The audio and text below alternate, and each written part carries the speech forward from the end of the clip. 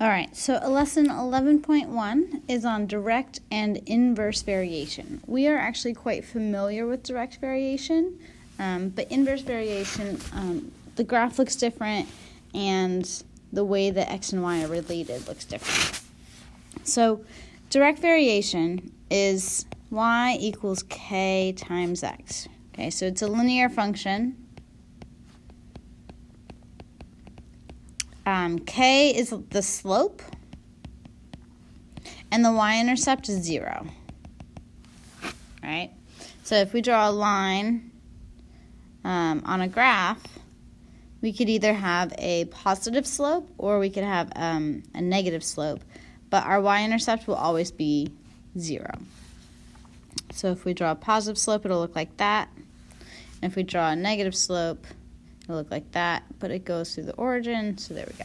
Okay, so basically what it's saying is that as x is increasing, y is also increasing, meaning direct, they are both increasing at the same time. Or as x is increasing, y is decreasing. Okay, so that would be if there was a negative slope, then they would flip. Okay?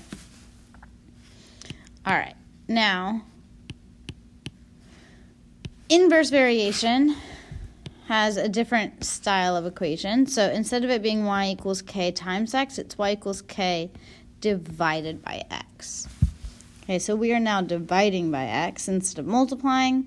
And it does not look like a linear function. In fact, it has a very distinct style of graph. And it's going to have an asymptote. Okay? And what that means is that it can't cross that line. So if our denominator was 0, then we would have an undefined equation. So we're basically saying we cannot cross when x would be 0. Okay? So if our graph, if the k value was positive, then it would be in this quadrant.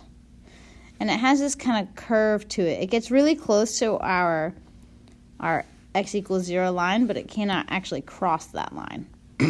Now, if k was negative, so this is k is positive, then that top part up here would go down to the bottom, and the bottom part on the other side would go up to the top. But they're always going to be in opposite quadrants.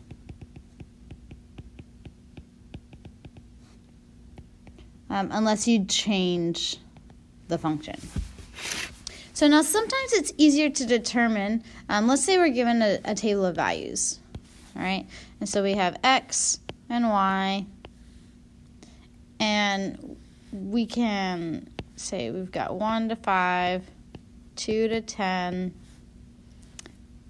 3 goes to 15, and 4 goes to 20. Okay, so we could plot those points, but if we don't have a graph, and let's say the points weren't integers and we had to round, then there's a different way that we can find it. So we can determine if it's direct or inverse if we solve for k. All right, so direct variation is our equation y equals k times x. So if I divide both sides by x, then I can solve for k, and k will be y divided by x.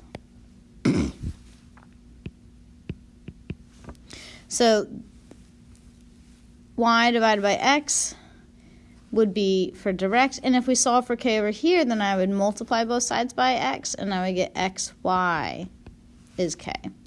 So k equals xy. So once I plug x and y in, the k should be the same for all points. If it's not, then it's not one of our variations, and that's okay. So we could have direct, inverse, or neither if it doesn't. Repeat for all. So I actually have to go through and check and say, okay, well, direct variation means I'm taking y, dividing it by x. So I'm going to take 5 divided by 1, and I get 5. If I do the 10 divided by 2, then I also get 5. If I take 15 divided by 3, I get 5. And for my very last point, if I take 20 and divide it by 4, then I still get 5. So this one's repeating for all, which means my k value is that number, which means k is 5. And it's a direct variation. Let's just go ahead and check for inverse and make sure that we didn't make a mistake. So now we're going to multiply. So 1 times 5 is 5. Okay, so we still have 5. 2 times 10 is 20. I could actually stop right there because I have two numbers that are not the same. But we can keep going just to double check. 3 times 15 is 45, and 4 times 20 is 80. All right, so this is not an inverse variation. So once I have the fact that it's direct and I found the value that's being repeated, that's my k value, then I can write my equation, y equals 5x. And we can use that to predict future values. So if I said, okay, well, what if x is 5? Then I can plug that 5 into here, and I could say that, well, 5 times 5 is 25, so that's what y would be. So let's try that one more time. So let's say we have x and y, and we have 1, 24, 2, 12, 3, 8, 4, 6. Okay. So again, let's find direct and inverse. Okay, so we've got k equals y divided by x, and k equals x times y. So if I take 24 and divide it by 1, then I get 24. If I take 12 and I divide it by 2, then I get 6. Again, I could stop because I see that my numbers are not the same, but let's just go ahead and list all of them. If we take 8 and divide it by 3, then I get a fraction or a decimal that repeats. And if I take 6 and divide it by 4, then we get 3 over 2 is what that would simplify. So because this is not repeating, then this is not a direct variation. Which means that my graph is going to look like this funky thing, and I'm going to be using the formula y equals k over x because it's an inverse variation. But let's just go ahead and double check. Maybe it's not inverse either. Okay, so if we take x and we multiply it by y, then we get 1 times 24 is still 24. 2 times 12 is 24. Hey, this is promising. 8 times 3, 24.